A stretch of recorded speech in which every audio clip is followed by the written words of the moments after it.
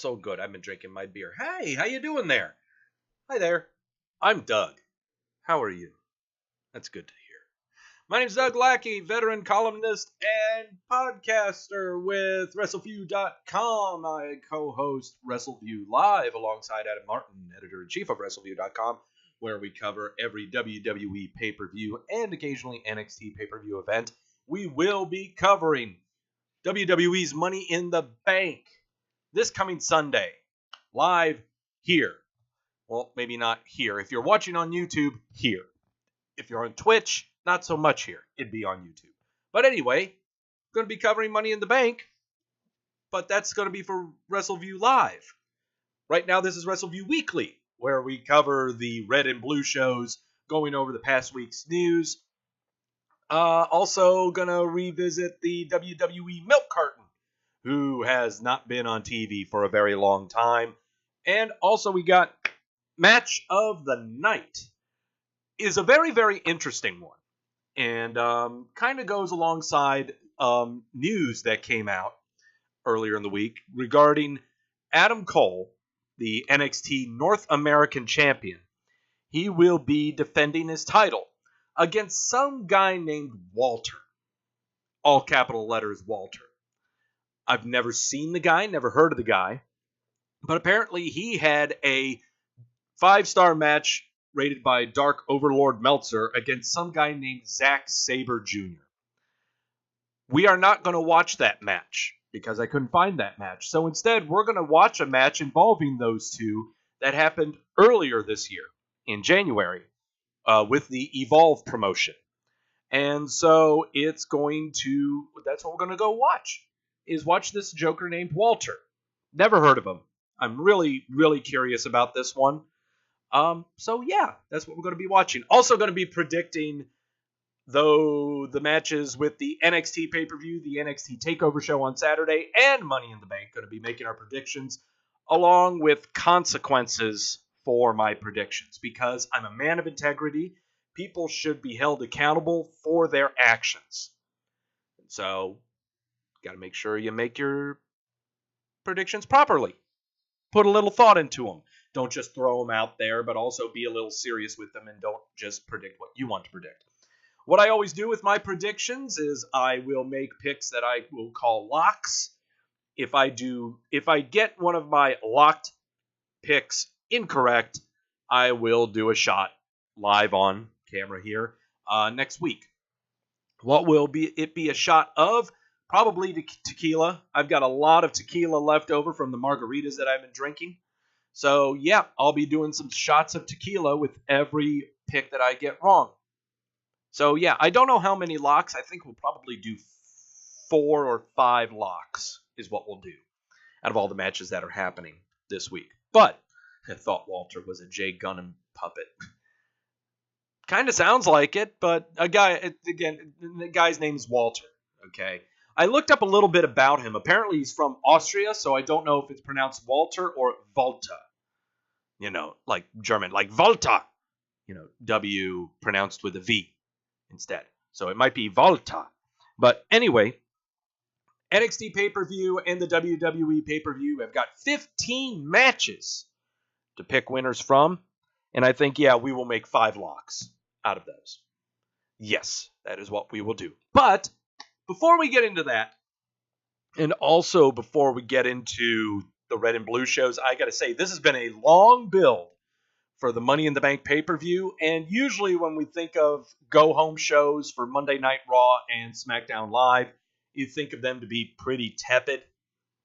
Nothing new happening. It's supposed to garner you enthusiasm to watch the shows, and you always look at them like, okay, nothing new is going to happen, nothing exciting, no point in watching. There were some decent matches that happened on those shows that were pretty entertaining. Not segment-wise, there weren't a lot of segments to be enthused by, but the matches themselves were pretty good. Also, give my 2 cents on what's going on with Jeff Hardy and his legal troubles here in my home state of North Carolina with his DUI that he had just down the road from me here in North Carolina. Where he had his DUI was not but maybe 20 miles away from me. So, and also in a county that I'm familiar with when it comes to those kind of charges. So, I might shed some news, you know, on his legal troubles that are going on. But yeah, that's what we're going to do. By the way, if you have any suggestions for match of the night, direct message me at Doug Wrestleview on the Twitter. Also up above, you see the countdown meter, 48 to 100 for Wrestle Kingdom 12. Get to 100 followers, I will watch Wrestle Kingdom 12. Haven't watched it, have yet to watch it. It happened last January also. I've got a feeling I may have to put it off because now I may have to change what pay-per-view I watch because Wrestle Kingdom 12 sounds like eons ago. It sounds like I need to watch the most recent pay-per-view that happened out in New Japan. I think it was Dominion was what it was. Sounds like that's the pay-per-view I need to put in. But who knows? Who knows? A lot of changes happened in that pay-per-view. I don't know what'll be more recent, what'll be more entertaining. I don't know. But I think we'll just keep it at Wrestle Kingdom 12 for now. But until then, let's get to the show. No, it's not going to be that match. You'll see down there, I thought we were going to watch this match, which is going to be Fit Finlay versus Johnny Saint. And I'm actually going to save that for next week. Okay, that's one I'm actually really, really interested in checking out. But instead, we are watching Zack Sabre Jr. going against some joker named Walter. And it was from, again, this year, way back in January. Not sure of the exact date, but that's what we're going to be watching. So, sorry about that. Never mind. Oh, hey, look at that. Braun Strowman is doing stuff on the Red Show. Here we go. Let's go to the Red Show. We start off this show, of course, Kurt Angle coming out, but before he came out to make his obligatory entrance to start off the show, every participant of the Money in the Bank ladder match was standing on different height ladders in the ring, which looked incredibly cheesy. Honestly, throughout this whole time, it was just back and forth yelling at each other. It sounded like two different shows of The View going on, with high-pitched women yelling at each other and low-pitched men yelling at each other. Finn Balor did not really say a whole lot in it. Bobby Roode didn't say a whole lot. A lot of the women didn't say a whole lot. It was just back and forth, and Strowman interjecting a "get these hands" line. But the women of the Money in the Bank match for Raw are going to be in a fatal four-way, and the men are going to be in a fatal four-way for tonight's Raw show, where I'm just like, wow, creative booking. Yeah, no shock there. I wonder how great this is going to be. By the way, Constable Baron Corbin got a haircut. Head completely shaved off. Looks kind of interesting there. And this is weird about Baron Corbin. In the past few weeks, even before the Superstar shakeup, he has not done a whole lot on TV. I'm wondering if they are trying to hide a nagging injury of some kind regarding him. He hasn't really had a whole lot of programs, anything to build up regarding him. Not a lot of ring time. He's had maybe as much ring time as AJ Styles has had in the past 3 or 4 months. So I think they're hiding something that's been going on. But Constable Baron Corbin coming out just to make an appearance. That's all he did. Didn't really do anything. Fatal 4-way match involving the Vaginas. Natalya, Ember Moon, Sasha Banks, and Alexa Bliss. This match was very interesting. Very, very interesting. I said in the past that I need to be sold on Ember Moon. Okay, now I'm kind of buying her after watching this match. She has some great stuff. She's very fluid in the ring. Her spots, especially flying through the ropes and decking Sasha Banks. Wow, like a flying hip attack is what it looked like. I'm just not a fan of her finisher. I guess is the big thing. I'm not a fan of the finisher. But it was a very interesting match because it reveals once again how sloppy Sasha is. Taking a lot of unnecessary bumps, being way too careless in the ring. Very, very, very, very sloppy. Fatal 4-way of this match, it involved 2 commercial breaks. This took up almost nearly the first hour of Raw. But your winner was Natalya making Bliss tap out to the sharpshooter. Here is the spot that I'm talking about with Ember Moon. And really flying back. Sasha did a great job just selling to fly back, but there was another spot that Sasha had where she kind of just dumped off the top rope and did a somersault to trying to kick someone in the head, and it just looked really sloppy. But yeah, no, that was a really, really tight spot there between Ember and Sasha. Also, hear from Tedesco on the Wrestleview Twitter account. The only thing with Natalya is she's completely wooden, horrible at emoting, speaking, and interacting. Basically, everything a pro wrestler does, she's not good at. It's more than just being a good worker that you have to be a good pro wrestler. Whoops, did not mean to do that. We will go back to the show. There we go. Pretty good Fatal 4-way match. A little sloppy, careless, particularly from Sasha. Yep. Finn Balor's putting on his boots backstage, and Kevin Owens comes out trying to, hey, we got to take out Strowman. Yeah, that's what we got to do. Coming up later on in the show, Roman Reigns is going to be taking on Jinder Mahal. Sure he is. Also, Ronda Rousey and Nia Jax will be meeting face-to-face in the ring. Okay. Breezango versus Dolph Ziggler and Drew McIntyre. Wham bam, thank you ma'am. Dolph Ziggler and Drew McIntyre win this. They get on the microphone and they say that they're just here to take people down and they're angry with how last week turned out. Well, you know what?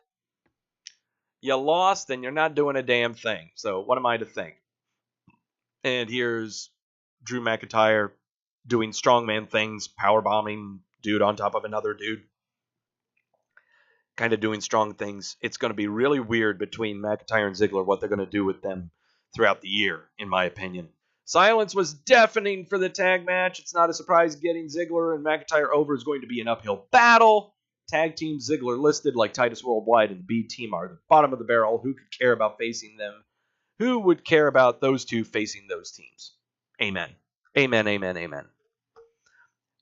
Now, Tedesco also points out that the Raw tag division is an awful mess and that the Superstar Shakeup murdered Raw's tag team depth. I kind of beg to differ. It didn't necessarily mess with their depth. It left slots open for stuff to happen. And those slots still lay bare. No one's taken them. You've got Wyatt and Hardy up on the top with the belts. And yes, everyone down below, like Revival, Titus Worldwide, Breezango, Slater, and Rhino, yes, they are jobber teams, and you can't really take any faith in them. And yes, you got McIntyre and Ziggler that were eliminated in the Battle Royal, so you can't really take them seriously just yet. But you still have to try to put AOP back in there. You still got to try to put Authors of Pain back in the tag division. And who knows, you could put together another new tag team. Just out of nowhere. Doesn't matter. Could be any two people. Could be anybody. Take your pick. Especially anyone that's, in the Money in the Bank match. Money in the Bank ladder match. Anyone who's not on TV right now, you could put together as a tag team. You could bring anyone from NXT if you want to. But to say that it's a mess, not necessarily. It's basically all the pieces are there to try to build up a team. They haven't started building up a team yet. So it's just there. Granted, I guess it's great that there is no tag team title match on the Raw side that's going to be on the Money in the Bank pay-per-view. So I'm glad for that. B-Team versus Hardy and Wyatt does not deserve to be on the pay-per-view. Not at all. It'll probably be on the Raw following it. Roman is backstage with Charlie talking a blah, blah, blah, blah, blah, blah, blah. Brock Lesnar is now 435 days the champion. He has surpassed CM Punk.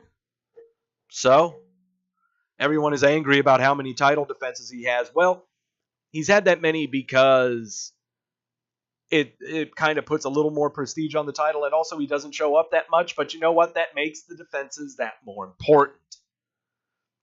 Just because you defend it all the time, it depends on how successful you are, what kind of matches that you have. I would rather take a Brock Lesnar title defense over a CM Punk title defense any day of the week. And speaking of CM Punk, there's plenty of him in the news. He lost, got his face rearranged at the UFC pay-per-view, and there's a lot of stuff regarding the aftermath of that contest that he had last Saturday. Jinder Mahal is in the ring. Here comes Roman. They're saying Mahal. They're saying I'm going to have a match with you, but instead it's going to be my buddy Sunil Singh. Yeah, Sunil Singh's getting pumped up, and Roman wins.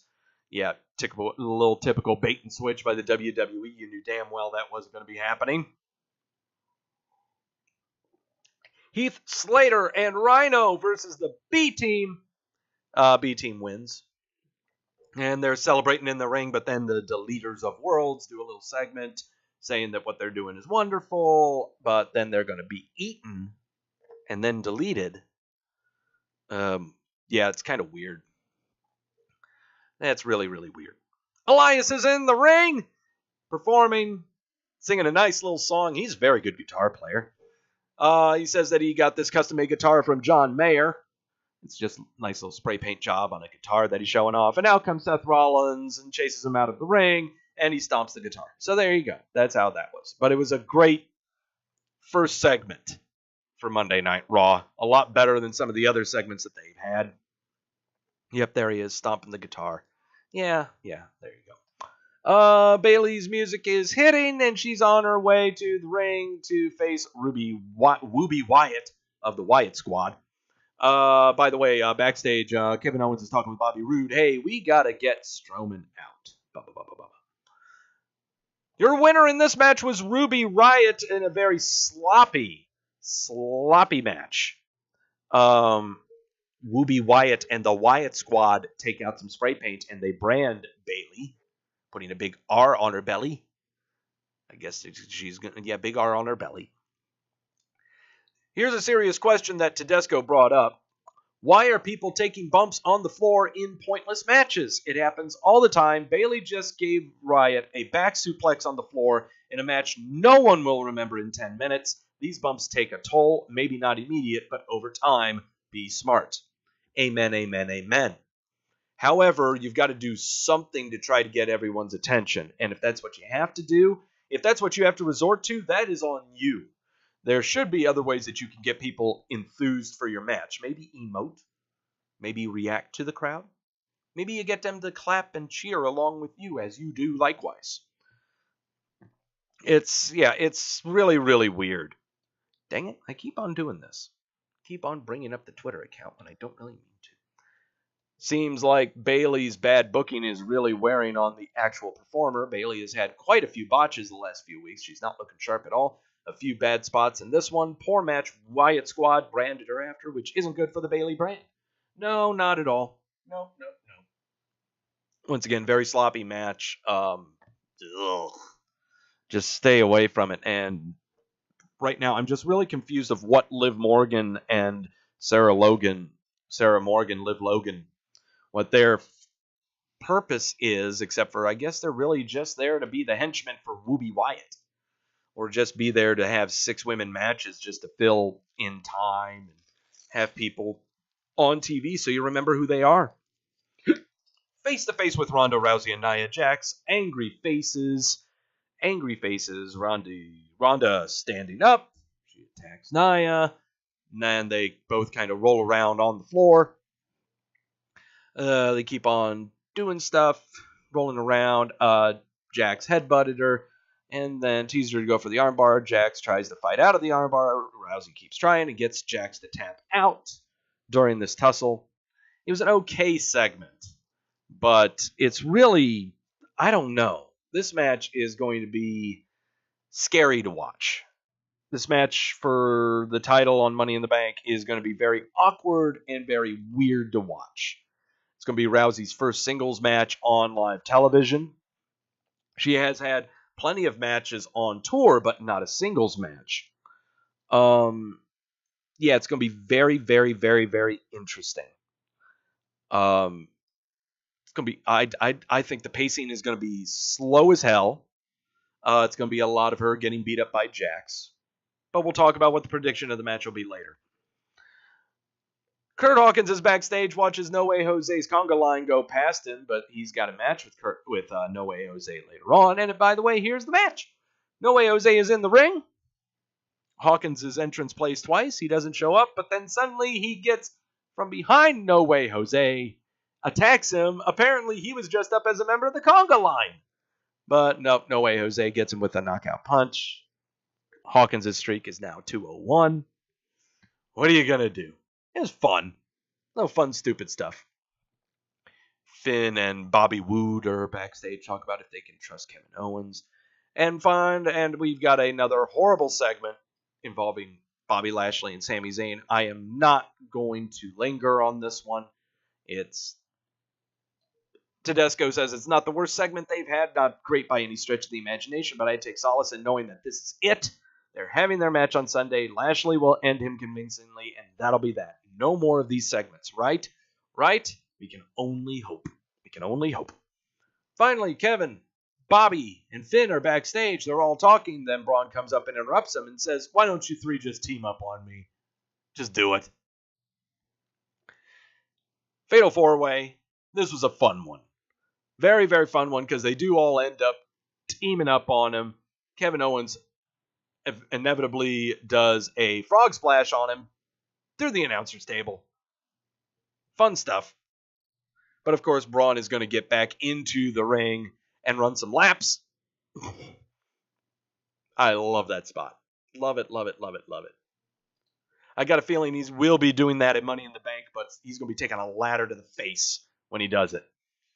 Then finally, this is how he wins. Power slam onto the ladder. Ow. Yeah, the side of the ladder going on his back. That kind of hurts.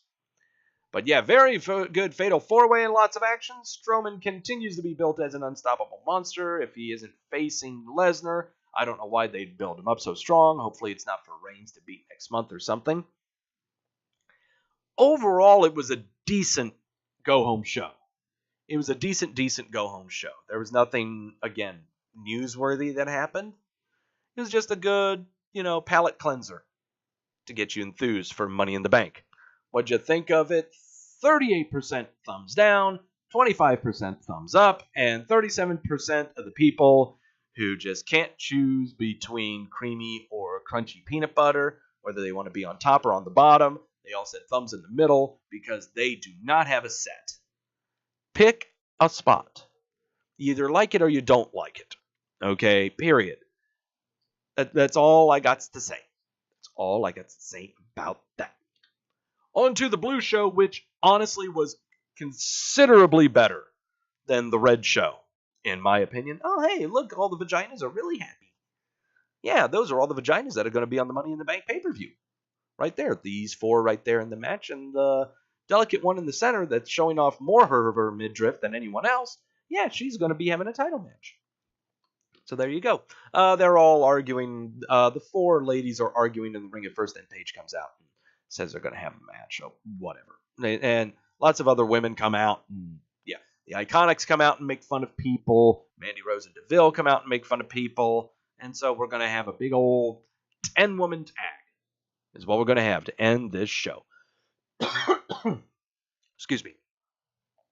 Daniel Bryan versus Shelton Benjamin. Shelton Benjamin, where'd he come from? These two had a very, very good match. This was very, very, very, very interesting. Good flow, good ebb and flow. Kind of had not a New Japan feel to it, but I mean, it's just paced very, very well. No incredible flippy-dippy spots, nothing too outlandish. Only lasted one commercial break, didn't drag out the show. Yep, that's you after the match. Yep, absolutely love the match between Bryan and Benjamin. This was Adam Martin here. Two great workers. Daniel still got it fair to say Shelton has never lost at either. A great opening match.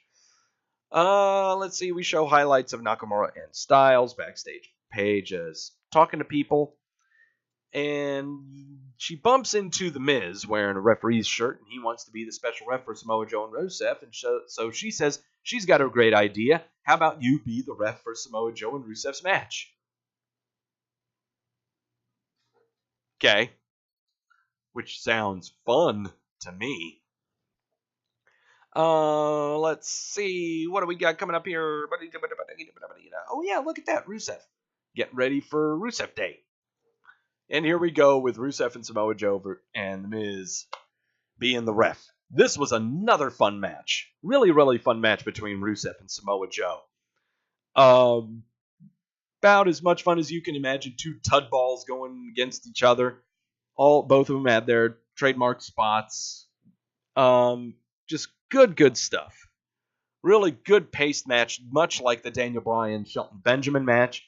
The Miz not showing favoritism, not really poking bears the whole time, except for near the end of the match where he kind of gets crushed by Samoa Joe in the corner. Then Rusev hits a kick on him and he pins him, and you would expect The Miz to do a quick 3 count, but he didn't.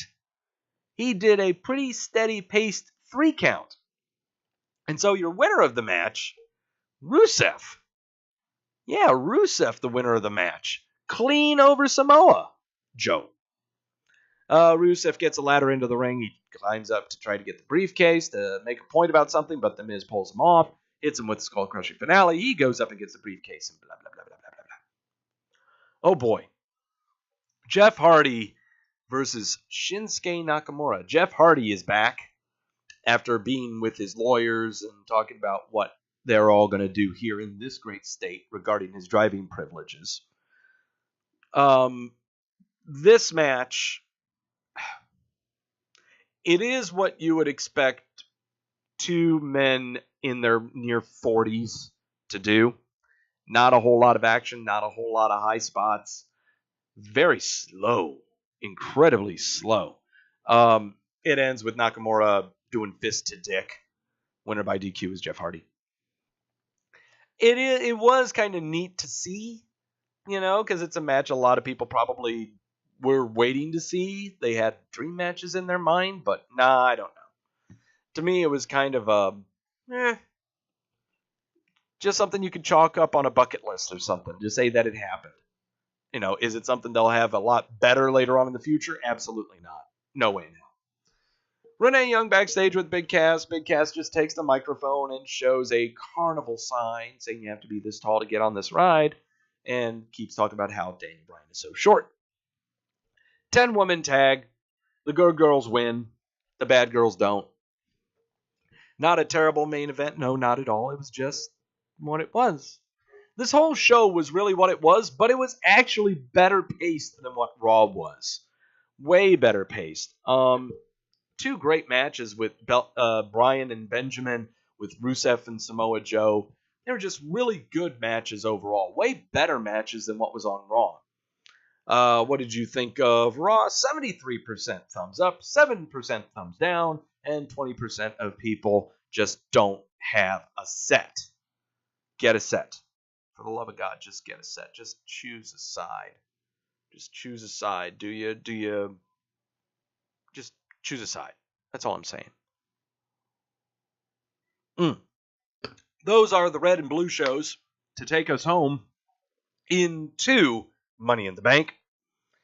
We will be going over predictions and stuff for that show later on down the line. But before we do that, it's time for the news. And look at that thirsty fellow. He looks like he's having a grand old time in the pokey. That's Brian Lawler. Brian Christopher.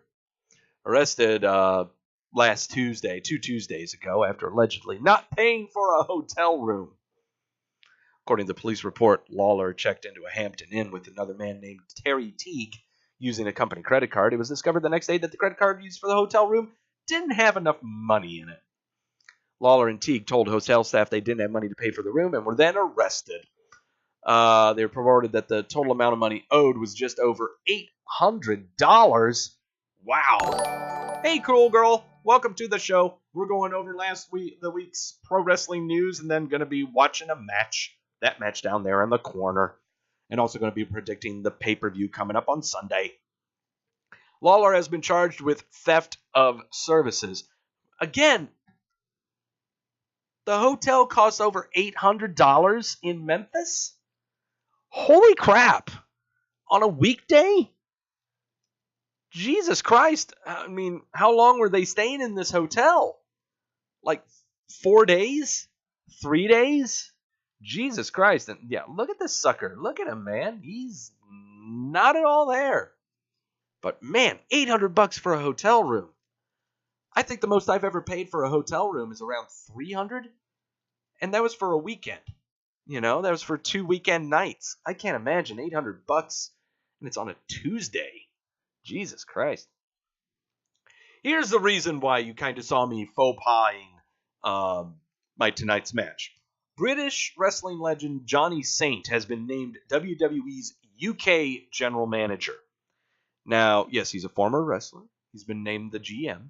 He'll be in charge of this year's UK Championship Tournament at London's Royal Albert Hall. I didn't know anything about this guy. I've never heard of him.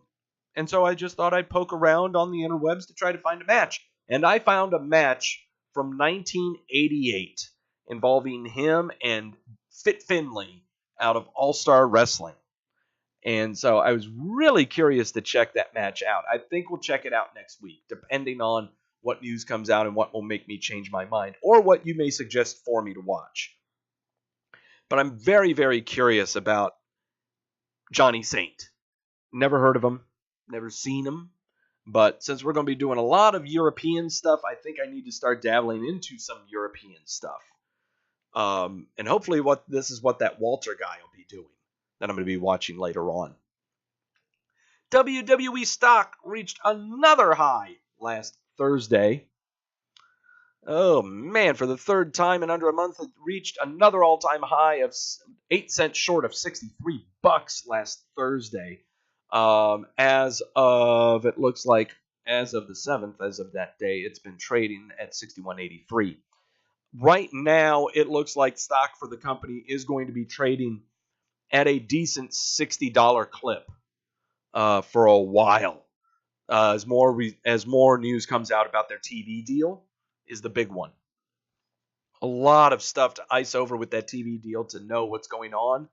But, man, they are just making more and more money. Nothing you can do about that. Oh, hey! Hurricane Helms, Shane the Hurricane Helms, is going to be making his debut with Ring of Honor at some June events. First one it's going to be is on June the 15th in San Antone. It's in a couple of days. Yep, he'll be doing the State of the Art event. Yep. I think he's been doing a lot of back and forths with people, with Ring of Honor, with people I don't know. So, yep, he's got himself something to do with Ring of Honor. In fact, he's going to be at the All In event. That was announced a while back that he was going to be at the All In event on Labor Day weekend in Chicago. So that's no big news right there. Xavier Woods, Kenny Omega, tomorrow at the E3 are going to be facing off in some kind of video game Street Fighter challenge. They did this before a couple years ago. Trying to remember, I think it was at PAX West is what it was. PAX West is where they had a video game competition, mainly involving Street Fighter V. It was Street Fighter 4 or Street Fighter V. That's the game they're going to be playing. And I like me some Street Fighter V. In fact, Kenny Omega was used to promote the new DLC content for Street Fighter V that was going to be coming out, I think, later this month. He was portraying the character Cody from the Final Fight series to be taking part in the Street Fighter game. Street Fighter V, no, not Cody of All In, but Cody of Final Fight. I'm not going to look up that stuff. I'm a nerd. Corey Graves had some interesting tweets regarding CM Punk's loss in the UFC. Very, very interesting tweets. If you haven't seen them, they're a treasure to behold. I want to see if I can get these in chronological. Yeah, they're chronological. Maybe abandoning everybody who stood by your side even when we weren't supposed to only to have you turn your back on us wasn't the right move after all. No anger, only sadness. Aw, seems the fans are disappointed. Maybe you guys should know that that dude held my first son before I did because I was on tour and I trusted him. I had dinner with him the week after he quit. The first rule of punk rock is loyalty, and this guy betrayed it all. I still love you, friend, and I'm sorry you got lost. And then finally, don't worry. Hey, Vince McMahon has nothing to do with this. Has nothing to do with you. You either Triple H. This isn't corporate. This is real life. Calm down, internerds. Yeah. Just good, raw, amazing stuff from Graves. Just being a little more, just very, very raw with it. Sign Guy Dudley replied to one of his tweets, said, 99.9% of the time, I don't care about what people say about my brothers and sisters because I know the truth and the heart I have for the love I have for them is unmatched. I'm so sad that Graves is so uncomfortable and distraught in his life that he targeted CM Punk tonight. Corey Graves was eager to respond, saying, dude, I'm far from distraught. I'm in a good place. I'm just really bummed that I had a true friend turn his back on me for no other reason than the company that employs me. So yeah, Sean Ross Sapp of Fightful.com spoke with Graves last night about the tweets and attempted to get clarification as to why he was targeting Punk. Sapp noted that he was aware of a story that Punk gave many of his friends an ultimatum to either leave the WWE or lose him as a friend. That's how this all started. Graves said it was the first he heard of this claim and commented further about his tweets. Said, quote, what really set me off was this week when he essentially disowned the business that made him. My only issue with him that he turned off people that actually loved and supported him. Beyond the business, and he never wanted anything to do with us, yet continued to present himself as this Punk hero. I'm simply hurt and pissed off that a guy that I looked at like as a big brother type has turned his back on me and everyone that loved and supported him only because of the name on my paycheck. I'm definitely not the only one. I won't name names, but there is a large group of us to this day that inexplicably lost a solid friend because of where we work. Pretty much. And finally, then CM Punk issued his tweet after his loss from UFC, showing Shawshank, you win some, you lose some. I'm 1-1 this week, and I'll take it. Thanks to my team, my family, my friends, and the fans. Wouldn't be here without any of you. Respect to Mike Jackson. Thanks for the fight. You only live once, and I'm alive. Speaking of that match, we'll have discussion about that match, and a lot of people saying it sucked, period, from both ends, from Punk's end and Jackson's end, and apparently you will not be seeing either of them in a UFC ring for a very long time. Ric Flair basically revealed that Ronda Rousey's contract with the WWE is for only 1 year. Give it time, that might change. Yep, he revealed that, so big mouth.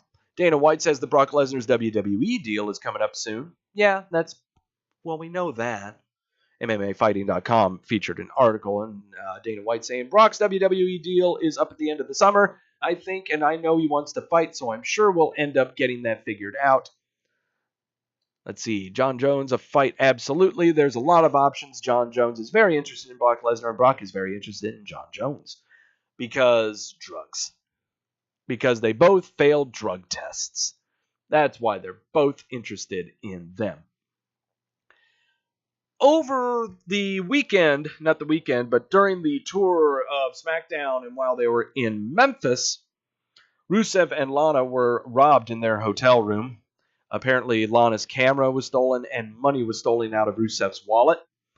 This tweet here by Rusev, thank you Sheraton Hotels Memphis for cleaning the room and stealing my wife's camera and my money from my wallet.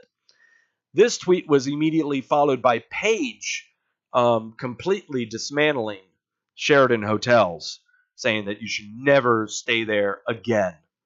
So the feeling from everyone there is like they'll never stay at Sheraton Hotels. So if you are going to look for your favorite performers, do not look at Sheraton Hotels. That's not where they're going to be. Bobby Roode hinted couple of days ago, on Monday, that the WWE is looking to build a larger performance center. Of course, he says that this is all talk, and WWE's never made a public comment regarding this. He just says he didn't offer any specifics either, or where the sucker was going to be. He just said that people are talking, and a lot of people among talent at this point they're thinking about expanding the performance center. Okay, so be it. They might find a new location for the performance center, and that be a new studio. How about that? How about that being a new studio of some kind? Maybe you move NXT away from Full Sail and bring them into the performance center and turn it into a studio. There's a lot of options that are out there right now. This was an interesting piece of news that came out yesterday. And it caused a lot of people on the Twitters and the internets to really let their cynicism loose on this. So Ring of Honor is planning to hold a live event at Madison Square Garden, the CEO of Sinclair spoke of when it came to Ring of Honor. And that's great. You're going to go to MSG. That's awesome. I'm surprised that I don't know what the leasing price is for it, but if that's what you're going to do, more power to you. This article was brought to you by the Baltimore Business Journal, where they spoke with Chris Ripley, the CEO of Sinclair Broadcasting Group. This is where they asked him about what his thoughts were in regards to the WWE's $1 billion deal with Fox. He said, quote, "We have been scaling in terms of our production quality. We have not yet really brought it off Sinclair because the production quality is not quite there yet." So it says they're not ready to take off to the levels that WWE is, and that's smart. But then he referenced the All In show in Chicago. It was referenced in there, and that's what everyone's going bonkers about. And in fact, I want to bring up the article itself, just so you can see what everyone's going nuts about. So here we are. I just want to get to the quotes. It's not a very long article, so I'll just go ahead and read it. Ring of Honor Wrestling Entertainment plans to have an event at New York's iconic Madison Square Garden next year as the professional wrestling promotion upgrades to bigger facilities. In a recent interview, I asked Sinclair Broadcast Group Incorporated CEO Chris Ripley about the company's plans for its Ring of Honor brand in light of the reported $1 billion deal between Fox and WWE. As part of Sinclair's plans to grow Ring of Honor and take advantage of a very passionate fan base, Ripley said the promotion's events are starting to take place at large venues. An independent show later this year in Chicago, starring some of Ring of Honor's wrestlers, sold out 10,000 seats in less than an hour. Perhaps most exciting of all, Ripley said Ring of Honor will have a show at Madison Square Garden next year. It's a big move because in wrestling circles, MSG is considered a home arena for the WWE. So, what Twitter is going bonkers about is they believe that the All In event is now a Ring of Honor event. That there is actually an organization tacked onto the All In event, and that Ring of Honor did not put their name in front of it, and that they're just letting Cody and the Young Bucks take credit for it. I can be one cynical son of a bitch. Okay. I can be. But I got to say, just from this article, they're just saying that Ring of Honor stars are going to be at the event. They didn't say it was a Ring of Honor event. And they just mentioned that the show is happening. Ripley himself didn't mention it at all. At least Holden Willen of the Baltimore Business Journal didn't quote it in his article. So to draw conclusions that Ring of Honor is sponsoring the All In event are justified, but I don't know if that's necessarily supposed to take away from what the event is supposed to be. If we're still thinking that this is a way for Cody and the Young Bucks to stick it to the man that is that independent wrestlers can't sell out a 10,000 seat arena, well, Ring of Honor is tacked on to that. Ring of Honor kind of counts as independent wrestling, right? So I guess they're still succeeding in that endeavor, regardless if ROH's letters are in front of this event or not. You have proven Dark Overlord Meltzer wrong. But if this is really just about not being part of an organization, I don't know. What's your end game with doing something like that? No. I will totally believe that Ring of Honor is honestly financially backing that show in Chicago. I will definitely latch on to that. No shock. No shock at all.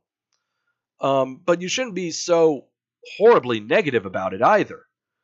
I mean, what's wrong with them doing that show? What's wrong with it after the fact being ROH Presents All In? By the way, CM Punk said that he was done with professional wrestling. That's why everyone's so angry with him that he turned his back on everybody. And Dana White said after that loss that, it's probably, that should be a wrap. CM Punk's 39 years old. I love the guy. He's the nicest guy in the world. We gave him 2 shots, He had a lot of heart tonight in this fight, but yeah, I think you should call it a wrap. But he also didn't pull punches on the guy he went against, Mike Jackson. He said, I got the sense that Jackson, is a complete fucking idiot, and I couldn't wait for that fight to end. I regretted not putting it on Fight Pass. Dana White regretted not putting this fight up for free to everyone to watch. That's how bad it was. By both. On both ends. Punk not being well trained for it, and Jackson just being a tool and not ending it. Yeah. There you go. And honestly, that's why I don't really watch a whole lot of UFC or MMA stuff. I don't know why. I think I just stray away from it because it's more about a lot of the people that I know that watch it. Or I guess I've been to bars where it's on and I see the meatheads that do watch it. And I can't really forge friendships or anything from people like that. I just can't. Hey, cool girl. Yeah. That's just how I am with UFC. By the way, this is linked here. I had mentioned it earlier in the show. This is why we're watching Walter versus Zack Sabre Jr. tonight. WWE.com announced that Adam Cole will defend his NXT North American title against Walter at Evolve 107 on June the 24th in Massachusetts. So this is really interesting, where we have this kind of collaborative effort between the WWE and Evolve and potentially Dragon's Gate. I think it used to be Dragon's Gate, but now it's Evolve. This is really, really interesting. This is going to be really fascinating to me, how we're going to be seeing a lot more of these crossover promotions. How do you do in the stream? I don't know, dude. There's a lot of ways you can do it. I suggest just looking through Twitch and going through their fact pages. That's how I did it. Yes. So that's the news. That's all of the news. Got to take a sip of the beer today we're drinking is North Davidson Brewery's No Dahito Mint and Lime IPA.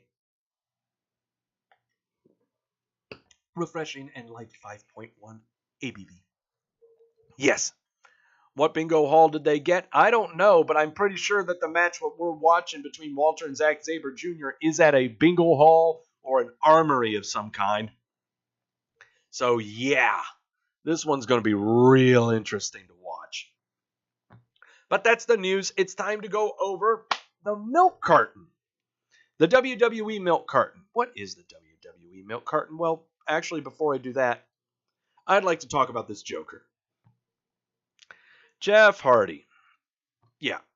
So, as you may remember, he had a DUI back in March. The details of it came out, I think details came out on Tuesday. Yeah, they came out yesterday.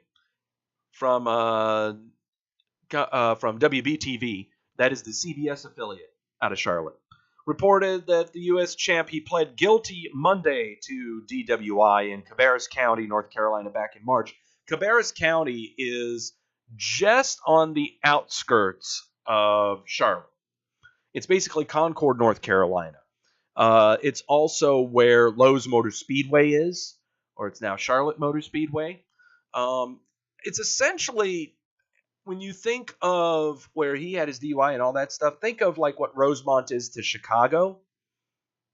You know, you're not really there at the city, but you're in suburbs or an arena in the outskirts of the city. So, yeah, that's what that is.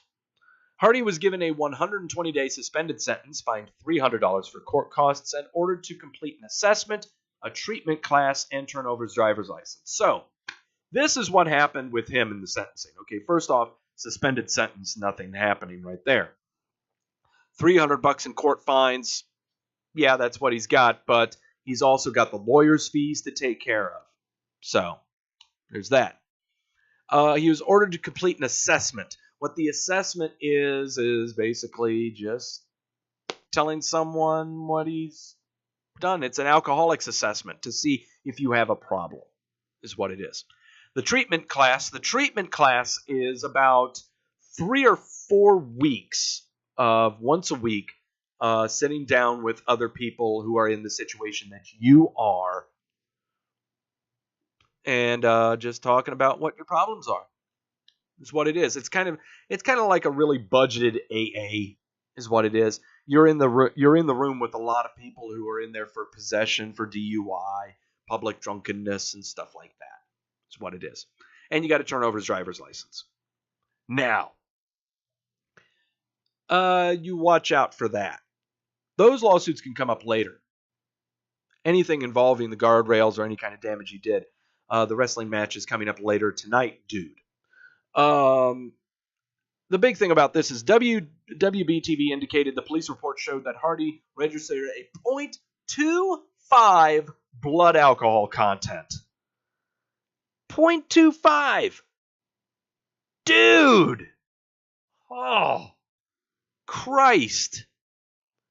When I had mine, I was at I think the first one was a .10. And then the second was a .09.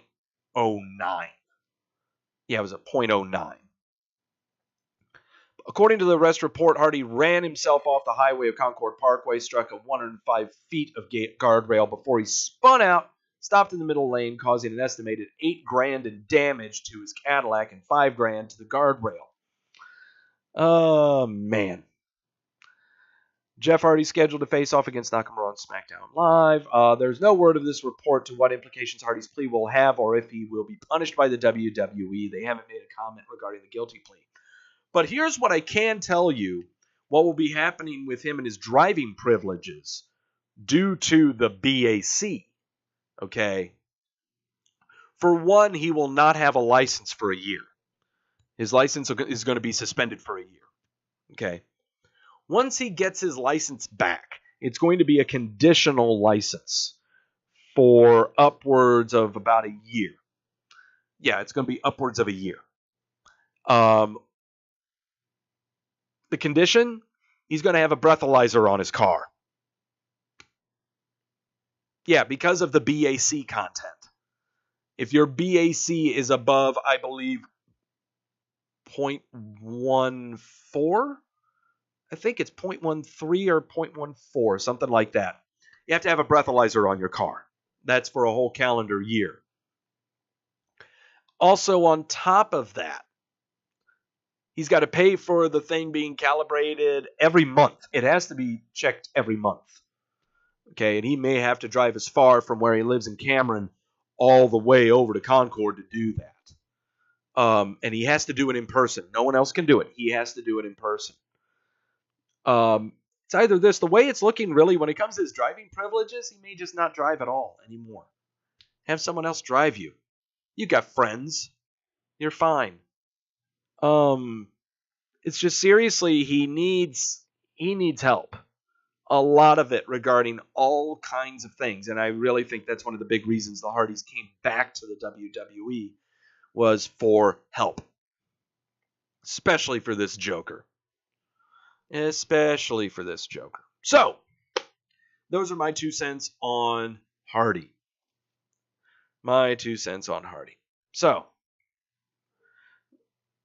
it is a grim and dark observation. Well, that's what I got. All his friends are probably drunk too. Yep, that's no shock there either. But, you know what? It's all about the company you keep, and, just maybe make yourself better. Find yourself a new network of friends. So think about, are you going to be doing this when you're 45? What's your health? Or do you see yourself living over the age of 45?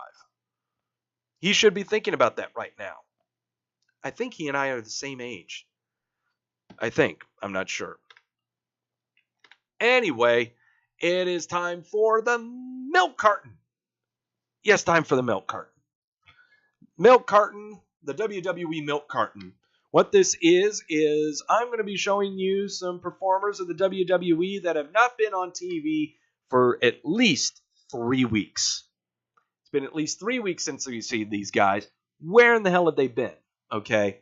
And also, these people are not injured. I will not show people who are injured. It's only going to be about who hasn't been on TV, is what it is. So if you've seen these people anywhere, please call their parents. They're worried sick. Call their doctor. Call family, friends. Let them know that they're okay. They're just lost, is all it is. So here we go. Goldust. Been a while since we've seen this guy. In fact, last time we saw him, if I can bring up my tables and my stats and everything. Yeah, last time we saw Goldust was back on May the 7th for a segment with Kurt Angle where he wanted to be in the Money in the Bank ladder match. Kurt Angle just basically ignored him altogether. And so now we haven't seen him for upwards about 4 or 5 weeks now.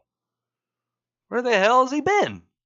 I'm sure he's been on Main Event or something, but yeah. I'm sure he's been on Main Event. Who knows? Mojo Rawley. We also haven't seen him since May the 7th. His last time, he was having a match with Seth Rollins. And I thought Seth Rollins was doing this whole open challenge thing, where he would give newcomers a chance at doing something. Did Harvey do damage? No, it didn't. Get over it. Harvey did not do damage to the WWE place, and that was a long time ago. Mojo, and been on TV since his match with Seth Rollins. He's been on Main Event, but that's about it. But he hasn't been on WWE TV anytime soon. When are these guys coming back? April the 30th was the last time we saw them in a squash match. They got to be repackaged or something. They've got to be coming back with a manager, right? They have to be showing up. They have to be. Sometime. Anytime. I'm sure they may show up during the tag match between the B team and Hardy and Wyatt. Maybe that's when it'll happen. Who knows? But God, they need to show up. I miss these guys. I really miss them. Oh, hey. Look at that thirsty fellow. That's Primo Cologne. He hasn't been around since the Greatest Royal Rumble on April the 27th. God, looks like a school photo, doesn't it? Yeah. Haven't seen him since the Greatest Royal Rumble. His partner, Primo Epico, is injured right now. We don't know when he's coming back. I've got a funny feeling that when Epico is back and ready to go, you might see these two guys on Raw. You might see them go to Raw. Another repackage, maybe. Who knows? That's just my thought. Oh, hey, it's Mike Kanellis, because he's a loving type of guy. We haven't seen him since the April the 27th Greatest Royal Rumble. I think he's still going through rehab, I think. Not sure. But yeah. When's this guy showing up? I think he's done some main event matches also. Man. Long time. Long time. Oh, hey, look, it's Chris Jericho. Haven't seen him since the Greatest Royal Rumble either. Wow. Well, I'm counting him because he showed up at the Greatest Royal Rumble. It's going to be a while since we see him in a WWE ring. So I'm going to have him on this list for a while. Okay? Going to have him on here for a long time. Look at that sourpuss, man. That is some dated milk. You can tell by the look on his face. Jesus Christ. Bork Laser. Haven't seen him since the Greatest Royal Rumble. Apparently, he's not going to be doing anything until SummerSlam. Don't know if they've confirmed him for Extreme Rules, but I'm sure he'll show up sometime. He might show up on Raw. I don't, who knows when he's going to show up. I think the next, where is the next Raw? I don't know. If it's not in a major city, he's not going to show up. And finally, R-Truth. He was a part of the Superstars shakeup on April 17th for SmackDown. We have yet to see him. Again, I'm sure he's doing main event stuff. You know. Last time I saw him, he was actually on Twitter complaining about drive-thru lines being so long at Chick-fil-A in Charlotte. I think he's actually still chilling out in Charlotte. I don't think he's gone on tour. I don't know. I'm going to have to try to find out. I'm going to have to try to hunt him down. I don't know. Well, the Chick-fil-A he was at was on the east side, so I know he's on a good side of Charlotte. He's not on the bad side. He's not on the decrepit side. But those are the milk cartons. Took off some people that were on there, like No Way Jose. I took off Nikki Bella just because, there's no point in having her on there. I was being a little unfair. I think. I was being a little unfair. So, there's your milk carton. That's letting you know who's... Find them. Alert the authorities. Hopefully we don't find their body in a ditch or something like that. It was funny for the first week. Well, yeah, I know. Sorry, I just got to kind of carry it on. By the way, coming up Labor Day weekend is the All-In event over in Chicago or Schaumburg. But during that weekend is the StarCast convention over at the Hyatt Regency Schaumburg, and you can catch myself and Adam Martin at StarCast Saturday doing some stuff. I'm going to have a bowl full of Cheetos there for everyone to munch on and throw at people who are acting stupid. We're going to be interviewing a bunch of talent. Who knows who we're going to interview? Everyone from the All-In event is going to be there. Also, Jeff Jarrett, Scott Hall, Kevin Nash, Sean Waltman, Hurricane Helms, Jeff Jarrett, Bruce Pritchard, tons of people, including the current, I believe, or former producer for Impact Wrestling is going to be there. Madison Rain just confirmed being there. It's going to be a lot of people coming to this thing, and I have no idea who we're going to be interviewing. That just makes it even better, and that'll just make it even more stupid. Because I'm going to ask them the hard-hitting questions. The real hard questions, like creamy or crunchy peanut butter. Seriously, take a stand. Take a stand. Impact as a producer? Yeah, I'm just as shocked as you are. I was shocked that it was announced that they had a producer, and then he was actually going to be appearing in public saying that he was a producer of Impact. But yeah, so there you go. Nope, that's not what I want to bring up. What do I want to bring up? I don't want to bring up that. What am I bringing up? I'm trying to bring up all of the matches that are going to be happening. This is what I'm going to do. So let me do this real quick. I'm going to click on things, click on that, and kaboom. There we go. Haha! Let me resize this window so you guys can see what's going on here. It's time to make some predictions. Time to make some predictions for the NXT event coming up. NXT Takeover out of Chicago? Chicago, isn't it? Isn't that where we're going? Yeah, I think we're going to Chicago, aren't we? Yeah, that's where it is. Let me double check because the show is live. Fuck it, we'll do it live. Money in the Bank 2018. Oh, yes, we're out of Rosemont. That's where it's going to be. So, yeah. So, time to make some predictions. I've got my predictions right here. So, this is how it goes. Should I? Yes, I will. I will be right back. I will show you what I'm going to down if I get my predictions wrong, okay? So, hold on just a second. Enjoy this graphic of Awesome Kong eating a turkey leg. Be right back.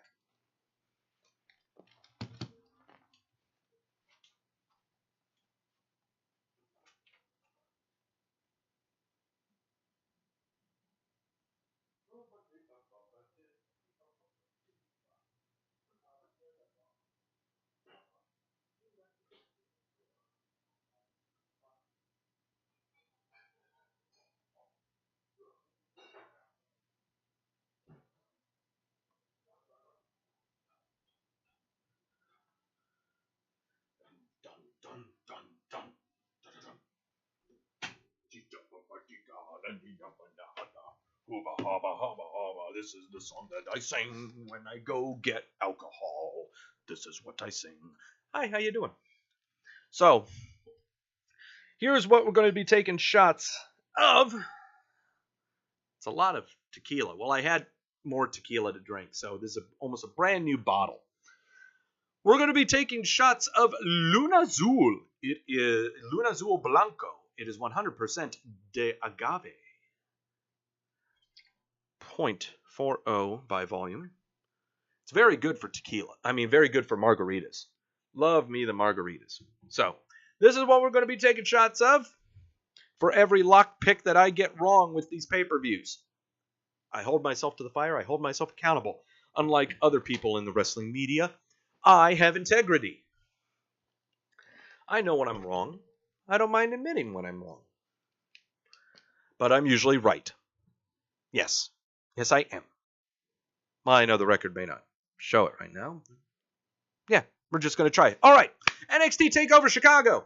Undisputed Era are the tag champs. They are defending against Oney Lorcan and Danny Burch. Everyone looks so happy in this photo. Well, at least Roderick Strong does. These two guys over here, though, I'm sure they just look so angry and God, they look like chemo patients. Are they going against some Make-A-Wish kids or something? What is this? Anyway, no. Undisputed Era is going to retain on this one. That one's pretty simple. No, I'm not going to make it a lock, though. Not going to make it a lock. Just for the sake of I haven't really watched enough NXT to have enough faith in myself making lock picks.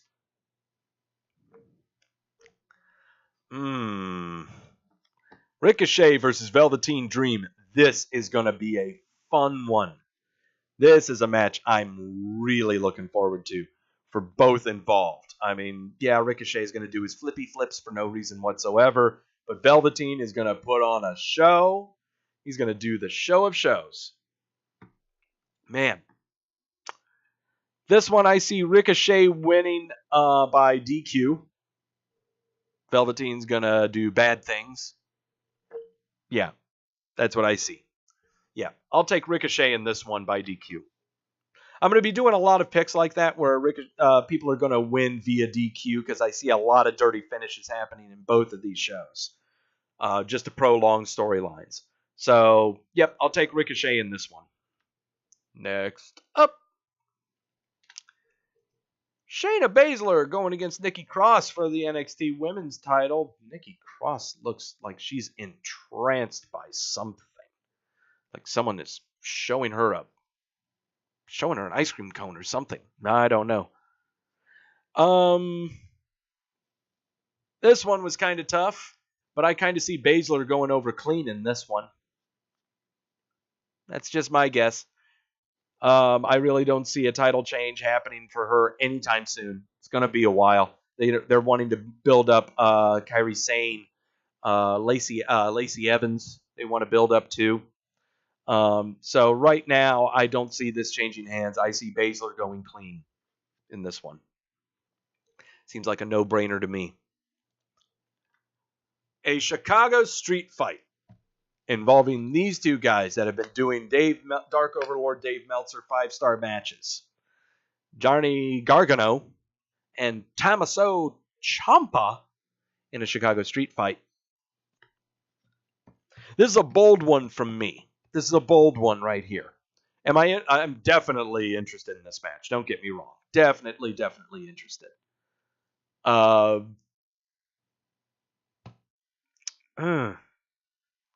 I'll take Ciampa. I'll take Ciampa with the win and a lock. I am going to lock this one in because I am buying that these two guys are going to go at it one more time. And it's going to be when it's NXT TakeOver at Barclays Center in SummerSlam. And it's going to be Hell in a Cell.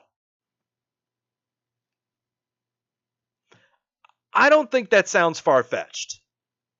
I don't think it sounds far-fetched at all.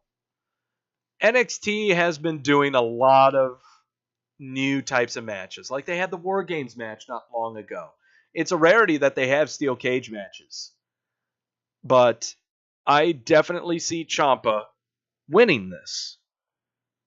But on top of it, I just see them having one final match. I mean, this is not a final match. To have it a Chicago street fight, that doesn't sound like resolution to me. They're going to have these guys go at it as much as they can. And so I will take Ciampa with the lock, looking for Hell in a Cell at SummerSlam. Call me crazy. Go ahead and call me crazy, but that's what I'm taking. So I gotta write that down. That's lock Ciampa. Okay, so that's one lock right there. And finally, main event, or if that's not going to be the main event, this is the main event of the NXT TakeOver pay-per-view. Aleister Black defending the NXT title against Lars Sullivan. I am really looking forward to this one. I love me some Lars Sullivan. Baron von Underbite is what he is. It's what he reminds me of. Unkempt beard, bulky gargantuan of a man, going up against this emo-looking dark thing, Aleister Black with the weird hair and weird tattoos and just whatever. He reminds me of CM Punk.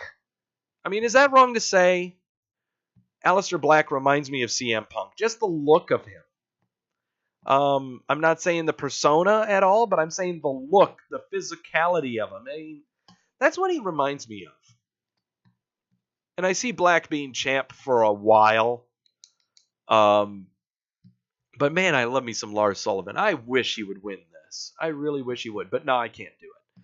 No, I see Black winning. And it's going to be clean. Black's going to win this clean. We're looking at potential build-ups to other title defenses for him. Plenty to choose from in the NXT. Plenty. Sooner or later, he could be doing another Adam Cole. Velveteen Dream. Yep, Punk got thumped. He got thumped pretty hard. Yeah. Hope it knocks some sense into him, and maybe knocks some sense into that he should just be a comic book artist. Stay with comic books and nerdy stuff. That's what you're good at. You look a lot better than most people who do that stuff. But Aleister Black reminds me of CM Punk when it comes to the look that he has. Certainly not on the mic at all. Can the Chicago street fight end up in a no-winner? If they count to 10 and neither of them answer to it, but I don't see that happening. I just see the street fight between Gargano and Ciampa. Ciampa just, it's just being an all-out brawl. And Ciampa just, honestly, I see Gargano. I might see his wife coming out and throwing in the towel. That could happen. There's a lot of stuff that I see happening with this, but I still see Ciampa coming out on top with that street fight. And I also see Sullivan losing, unfortunately, to Black. It'll be clean. I'm not making that a lock. I wanted to make Ciampa's win a lock, just to show how serious I am about these picks, okay? I'm not going to take the no-brainers, all right? I got to put my neck out there and put my liver out there on occasion, okay? On to the Money in the Bank card. All right, here we go. Daniel Bryan versus Big Cass. This one is actually a tough one. Previously, we saw these two go at it. I believe it was at the Payback pay-per-view. Daniel Bryan going clean. This go around, I don't know if it'll be the same way. And I don't know if it'll be clean either. Because right now the role that Daniel Bryan has is not your main event talent. They're trying to build him back up, is what they're trying to do. And trying to take advantage of that by helping him build up other talent. And doing a fantastic job with Big Cass. Which, in fact, that's who I'm taking. I'll take Big Cass in this one. But I was very, very tempted to take Daniel Bryan via DQ. I really, really wanted to do that, but I've got a feeling I should take Big Cass. Yeah, we'll take Big Cass. We'll take Big Cass in this one. Not going to make it a lock. I can't make it a lock because I'm really unsure about this one. Either way, I know that they're going to make Cass look like a chicken shit, and that's great. Having a 7-foot tall chicken shit is fantastic. Okay, and he's a great one to pull it off. So I'll take Cass in this one. Not sure a DQ loss would help him. No, that's true, Fire. I don't think a DQ loss would help him. But it would prolong the story. That's what I look at. I look at prolonging a program more than building up somebody. Seth Rollins defending the Intercontinental Championship against Elias. So think about this. Okay, think about the routes that you're going to go with this. Seth Rollins has held the title now. What is it? He won it? No, he didn't win it at WrestleMania. It was before that. Defended it in a multi-man clusterfuck at WrestleMania. He's defended it on occasion. But there's just something about this one. There's something about this one in that if he did beat Elias and he beat Elias clean, what are you going to do with Rollins? Who is he going to inevitably lose the Intercontinental title to? A returning Dean Ambrose? Nah, not really. You don't want to do that. Bobby Roode? Oh, God, that'd be awful. God, that would be so horrible. Finn Balor? Oh, puke. Disgusting. Ziggler or McIntyre? Maybe. Maybe. You could do that. Or potential Hardy or Wyatt. Who knows? But the problem is, right now at the moment, if Rollins were to win clean and put the kibosh on this program, what do you have him doing? Elias, you can have him just coming out and singing songs and pissing someone off, and then a face comes out, and, that's the end of that. Elias has a fallback plan.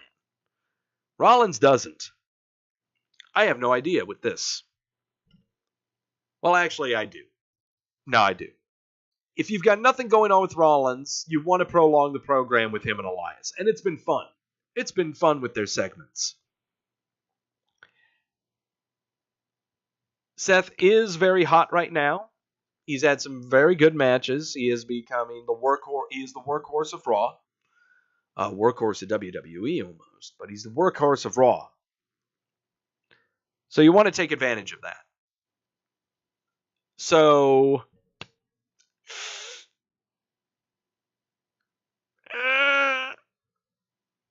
Elias is the new Intercontinental Champion. I'm going to lock it. Yeah, I'm doing that. Yep, I'm doing it.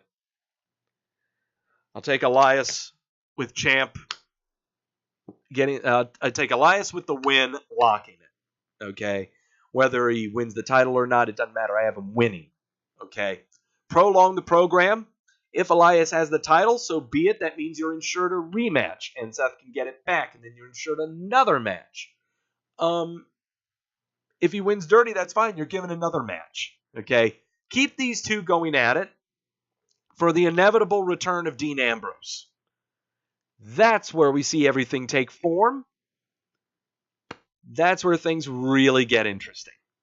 So I think Dean Ambrose plays a factor into this program, but for now, I'm giving Elias the win, locking it. Don't know if he wins the title or not. I'm just giving him the win, is what I'm doing. Oh boy, I'm taking some chances this time. Bobby Lashley versus Sami Zayn. Lashley's going to win. I've got to lock that one. That's a no-brainer. Oh, I'm going to pay dearly. I bet you they might try something with this one too. But I'm not even going to I'm not going to linger on that one. It's not worth it. The Hammer Brothers, the Cheese Brothers versus the Good Brothers. I would love for Lashley and Zayn to both lose. Is it me or does it look like Harper is photoshopped like mad? That doesn't look real. In fact, the heads of the Cheese Brothers don't look real at all. That looks weird. Yeah, that can't be his... Yeah. That is Photoshopped to all hell. There's a lot of Photoshop going on in this. And why in the hell is Carl Anderson so tall in this picture? He should be way down below. He should be about around this height right here. Should be a full half foot shorter. Cheese Brothers, Hammer Brothers versus the Good Brothers. Who am I taking? Now I'm going to take the Hammer Brothers in that one. Absolutely no brainer right there. Enough to lock it? No. Not really. Not really. Not really. Nope. Jinder Mahal versus Roman Reigns, and Roman Reigns helping Jinder Mahal be a really good performer match. Wow, look at the roadmap on this guy. I swear, like right here, I see the I-485 loop here. That leads on up to 77. There's I-40. Yeah, Jesus Christ. Okay, never mind. I'm getting distracted here and slightly aroused. Jinder Mahal versus Roman Reigns. So what do you do with this one? What do you do with this one? Yeah, it's a toll road. Yeah, you're right. So what do you do with this one? Do you want this to carry on, or do you want to end it after just this very long build into the pay-per-view? I don't think you want to end this. I think you want to carry this on. Especially with the return of Samir Singh. Excuse me, of Samir Singh. With the return of him. Yeah, I think that's it. Yeah. I'm going to take Jinder in this one. Not going to hinder Jinder. I'm going to give him the win. I'll give him the win. It'd definitely be dirty. Who knows? But it'll definitely be the win. They'll carry on the program. Have it carry on into Extreme Rules. That's where it'll end. Is Extreme Rules. Yep, no problem there. Asuka going against Carmella for the SmackDown Women's title.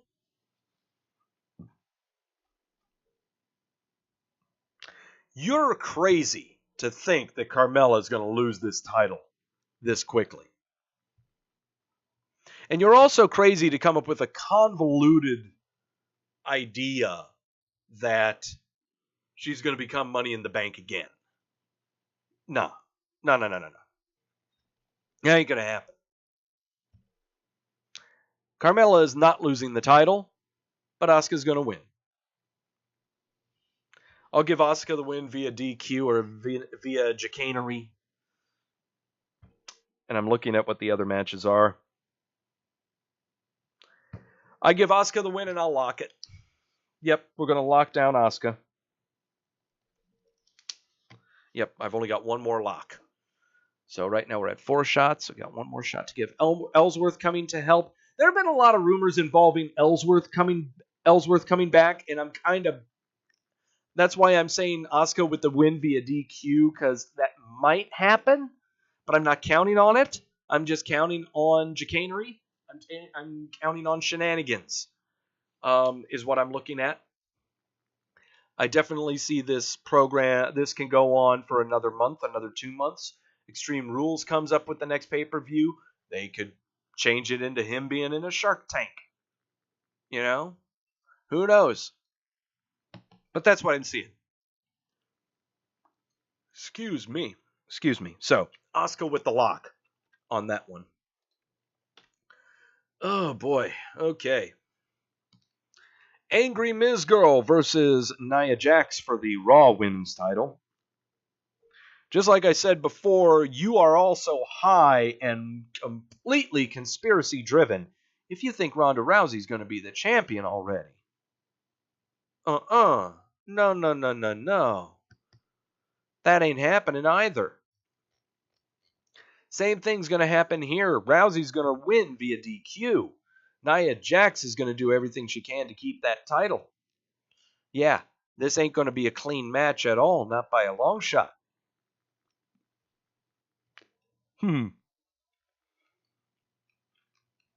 Do I lock it? I don't know. Oh, man. Do I lock it? Do I lock it?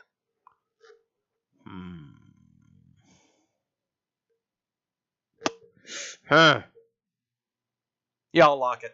I feel a lot safer doing that as a lock than I do the Money in the Bank ladder matches or the main event for that matter. So there's my locks. That's my locks. Okay, so yeah, Rousey's gonna win the match. Win it clean or dirty, doesn't matter. She is going to win. Women's Money in the Bank ladder match. Who would interfere? Steph could interfere, but I don't really see an interference. I don't see a run-in on that match. I see Nia Jax just being a chicken shit. That's what I see. Women's Money in the Bank ladder match. Now, I can go through all of these right now, and I will give you reasons why they're not going to win it. Okay, just based off of what's going on right now. Sasha Banks, no way in hell. No. No way in hell. Well, actually, I'm not even going to give you reasons. There are three people.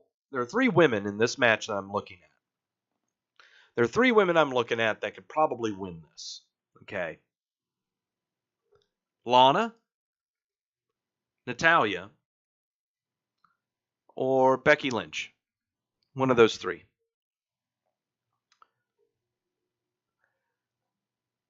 I could see a part in the match where Becky Lynch is climbing up the ladder trying to get the briefcase and Charlotte keeps her, or Becky Lynch keeps Charlotte, and those two start going at it.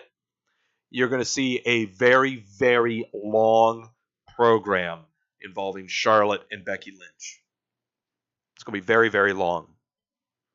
I see that happening within this match. I don't see Ember Moon winning. It's way too early.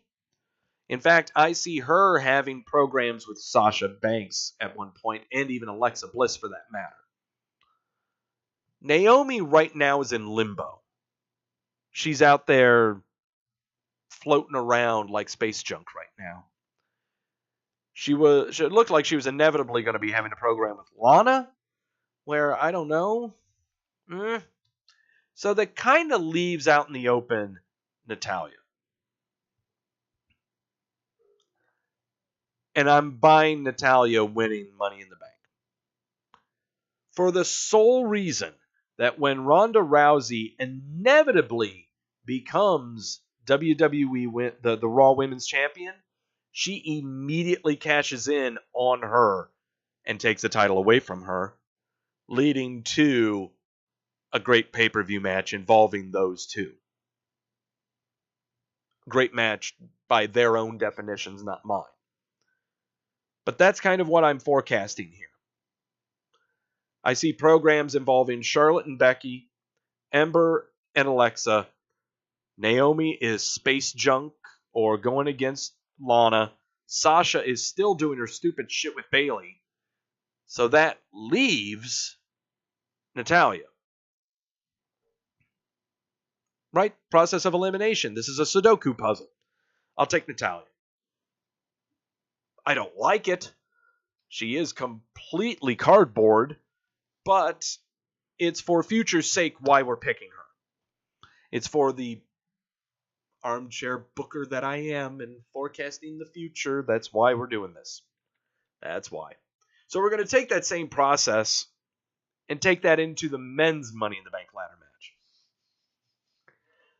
This one is way more difficult because there's so much potential in any one of these except for the wacky black guys at the end.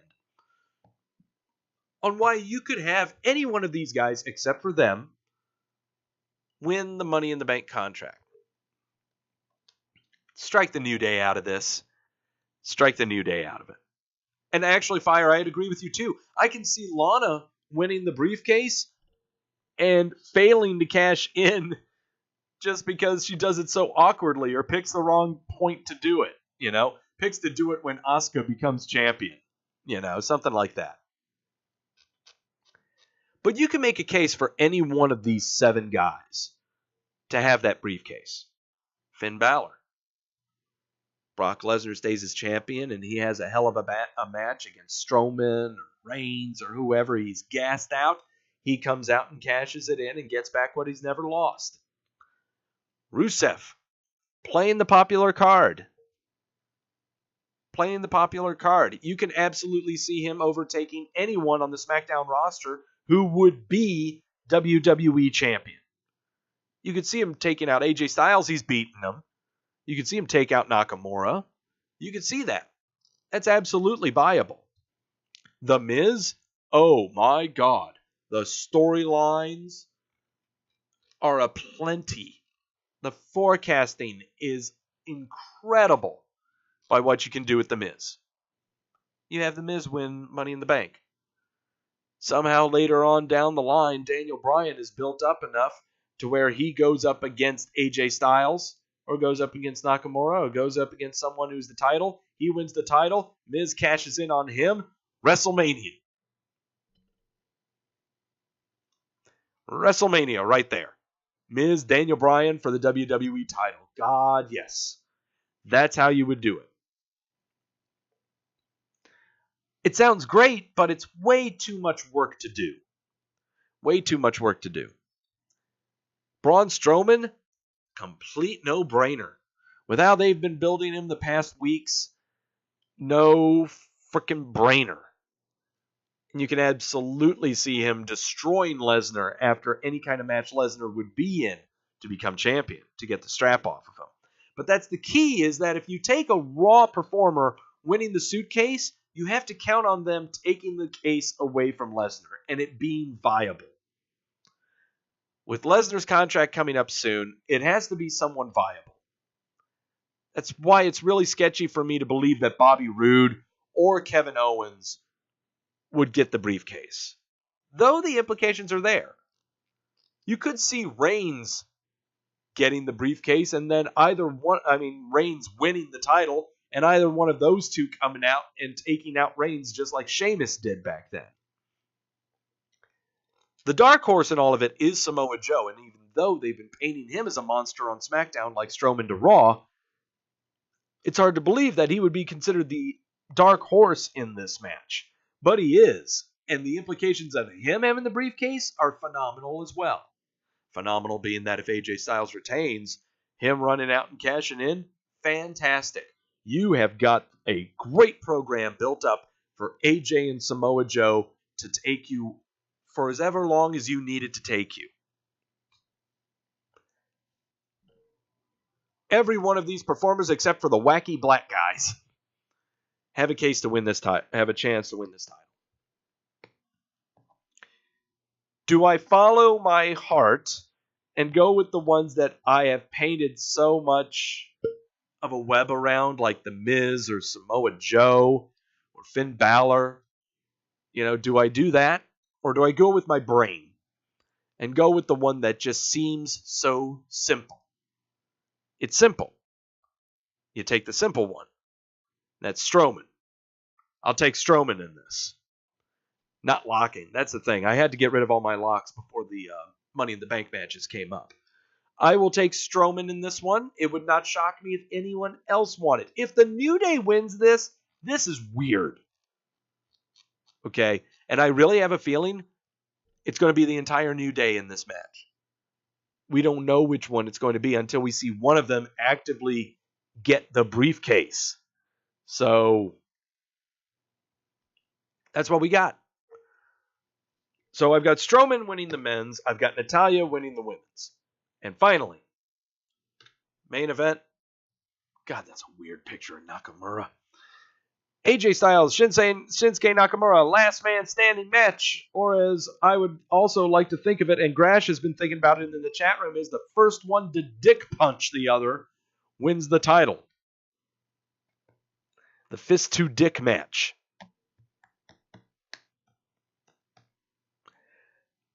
I'm taking Nakamura. What are you going to do with AJ winning this? If AJ wins this, what are your plans after that? Are you going to have him immediately go to Samoa Joe? You could. Him and Rusev would be a nice little fun program. Last Dick Standing doesn't seem right. No, it doesn't sound right. No, but that is kind of literally what it is. If AJ wins, you have him go straight to a Samoa Joe program. But the problem is also, if Shinsuke loses, what are you going to have him do?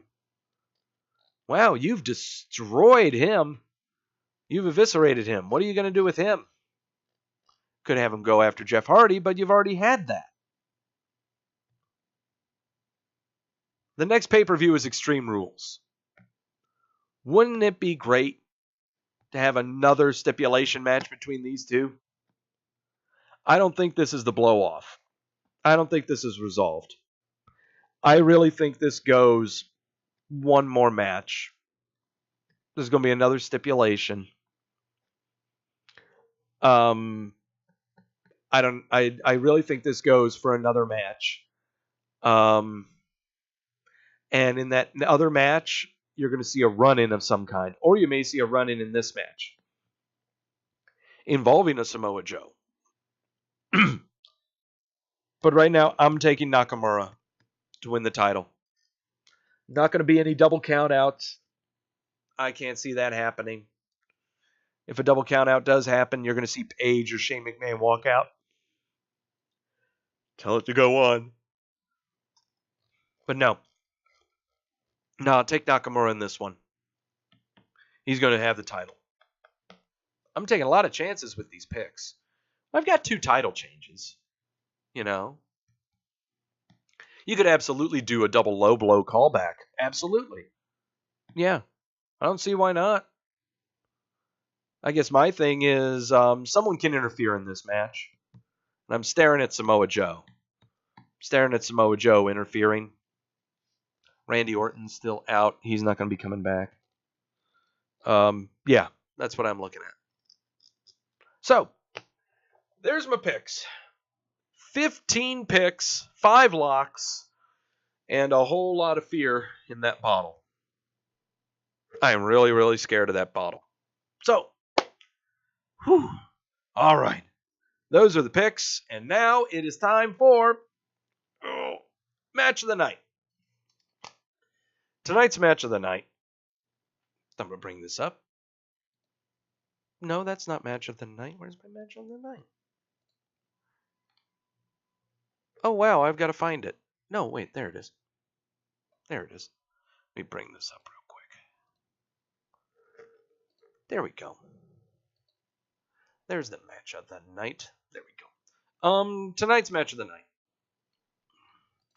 Walter versus Zack Sabre Jr. It's past Walter's bedtime. Yeah, kinda. It kinda is. Getting close to mine too, but hey, we've got another beer here to try to keep us handy. I kind of like the label of this. This is the No Dahito. It's a cute little label. Mint and lime. I like me. Anything involving lime, I'm a sucker for. But, all right, we got our drinks. We are ready to go with this one. Okay. Dark Overlord Meltzer last year gave a match between these two jokers 5 stars. Coming up in Evolve 102 or 106 or whatever the hell the next Evolve show is going to be for June, Adam Cole will be defending his North American title against Walter at some kind of bingo hall in Massachusetts somewhere. But so the name Walter doesn't strike me with fear. I think it must be Walter. Yeah, I think it is Walter. I think they believe it. They pronounce it like the German and Walter. Walter. But, so, we're going to watch these two do things that apparently were not 5-star worthy. That actually, the match wasn't even rated, so I don't think Meltzer even saw this match. So we're going to watch it for ourselves and make our own ratings. And we aren't going to call them stars. Call them by shots. Or flips. Flippy dips. Or no-sell reaction shots to the crowd. What's more is I've never seen a match from the Evolve promotion. I've heard that they are very sports-centric. Melrose Memorial Hall and get your tickets via vendor got pwned so hard all its data got put online. Whoops. Yeah, I should have invited Meltzer to come and rate it, watch the show, watch the match with me, but I'm sure he's got better things to do. I'm sure he's jacking off to Okada Omega still. Okay, so, all right. We got a new beer poured. I'm going to take a sip.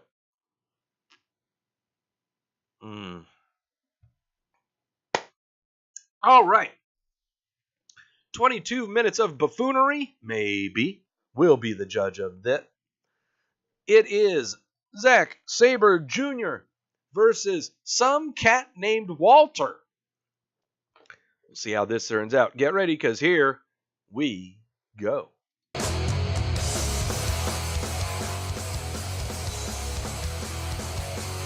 Wrestling! Huh? Wrestling! Oh, sorry. As Zack Sabre Jr., the Evolved champ, set to take on Walter. It's pronounced Walter. Look at this guy! Very well. They have done holy shit, that's Kozlov! Over the world, and we are very excited to have the opportunity to have this match here in that guy has got to be 99. nearing 300. He has got to be like 6'4", 300. He looks like the second coming of Kozlov. 24 hours ago against Darby Allin. And oh, I am enthused. That match was. God, I love this. I love it already. Out of the frying pan into the fire for the Evolved champ. Non-title match, but still standing across the ring from 300 pounds of Walter. A much different animal than facing a Darby Allin 24 hours ago. About 200 pounds difference of an animal, now that you mention it. But Darby Allin last night, what a fight. Oh, he gave Zack Sabre Jr. I am all for big guys tossing little shits around. After the punishment that was delivered throughout the match by Zack Sabre Jr. that I'm starting to notice. Look at the six-pack on him. Look at him. A real mean streak, a real attitude. That's like a 6K. The fans still love him as they should, but the guy's got a point to prove. He mentioned it This before. guy looks fantastic. He wants these guys to prove. Oh, yeah. Oh, I love him. Oh, I love him. Do it again. Trying to separate the head of Zack Sabre Jr. from his shoulders. A dangerous move. 300 pounds beyond. Relative ease by Walter. Well, he is dangerously strong, and he is just manhandling the Evolved Got champ. to see him against Adam Cole. Oh, man, I really want to see that. We talked about Zack Sabre Jr. and how this guy looks fabulous. As champion, 12 successful defenses of the championship he won. Now, these guys put on a 5-star match last year. I tried finding it, but the only way that I could was paying a subscription to see it, and I didn't think that was worth it. He has more than got his hands full. Look how hard. He can barely even lock up with Walter. Walter is so big. His arms are so long, he can keep Sabre at bay. Zack can barely get his hands around his neck to lock God, up. I love the mushroom caps over his tights. Oh, God, I'm so turned on. That doesn't deter somebody like Zack Sabre Jr. Look at his back. Look at the size of this guy. Zack is the best technical wrestler in the world and the Evolved champ. Yeah. I don't think anybody else can pretty much claim that fuck on you, their little resume. critters. Zack Sabre Jr. As I was mentioning, this guy establishing his legacy here in Evolve. Says he doesn't want to see if anyone can prove that they can beat him for the title. He wants to see them prove that they even belong in the ring with him.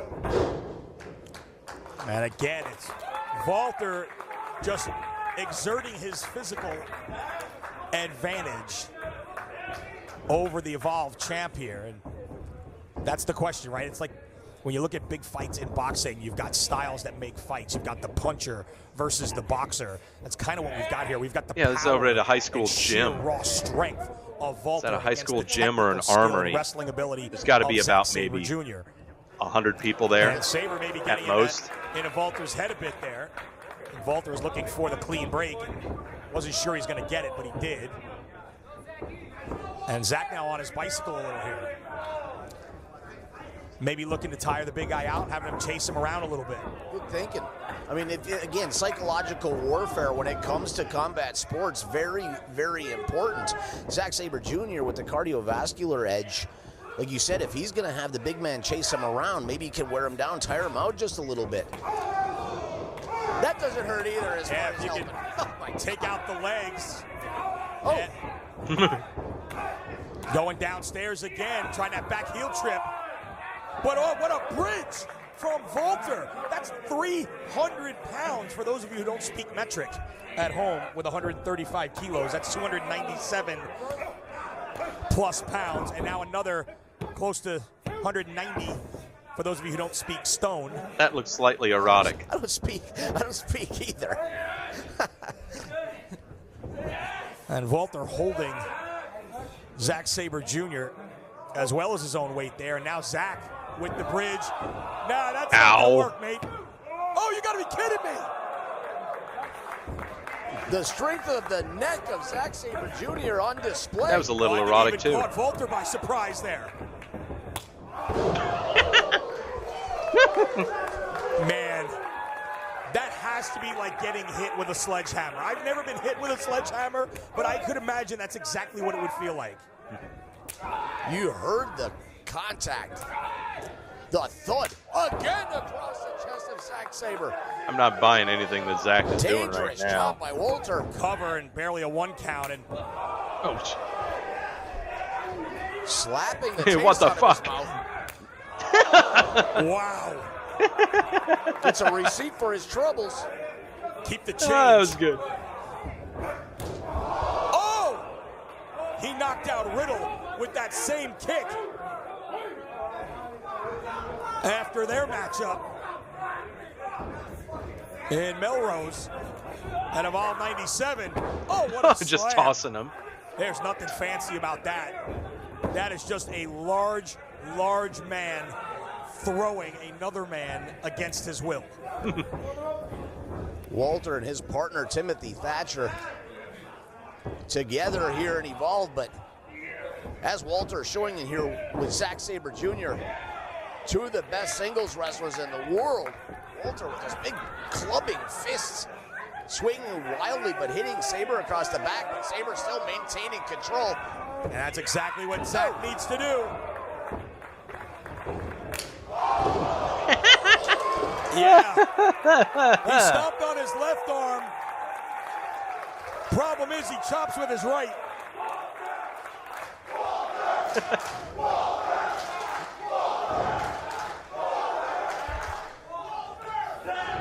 Still favoring that arm though. Sabre doesn't care if he's got to break that arm if it means picking up the victory. Now lighting him up with low kicks. There's only so much of that legs can take. Come on, Zack. Come on, Zack. Bumping Turning machine. him inside out with that chop. It's like a lion playing with a gazelle.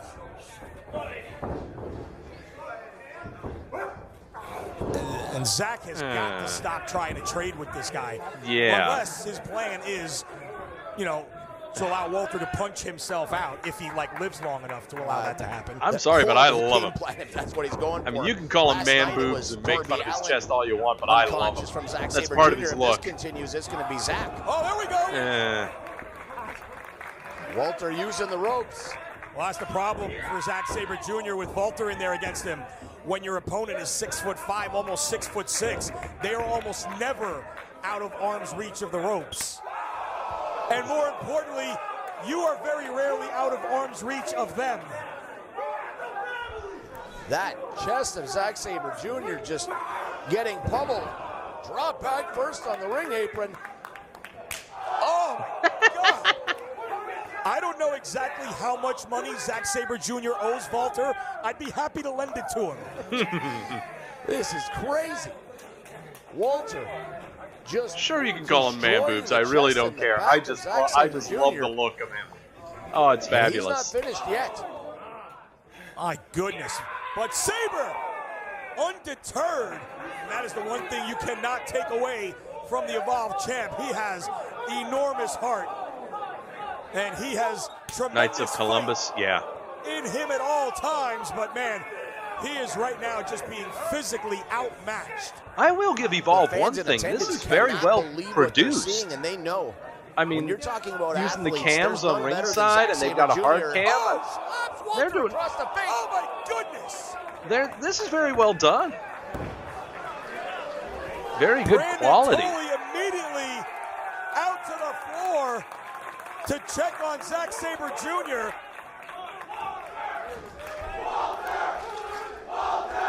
Listen to the fans here. Acoustics are really good too in that building. Appreciating the assault by Walter on Zack Sabre Jr., your Evolve champion. God, look at this side. Man, Walter is just having his way with Zack Sabre Jr. And we've talked about Zack maybe losing a couple of matches here or there during his reign as Evolve champ. He lost to Jaka, but I don't think I've ever seen anybody just physically dominate the Evolve champ like we're seeing here tonight. Well, what do you think? Do you think Walter has proven he belongs in there with Zack Sabre Jr.? Man, I don't know if there's anything Zack can do to stop this guy. He is seemingly impervious to everything Zack is trying here. But right there, drops the big man on his head.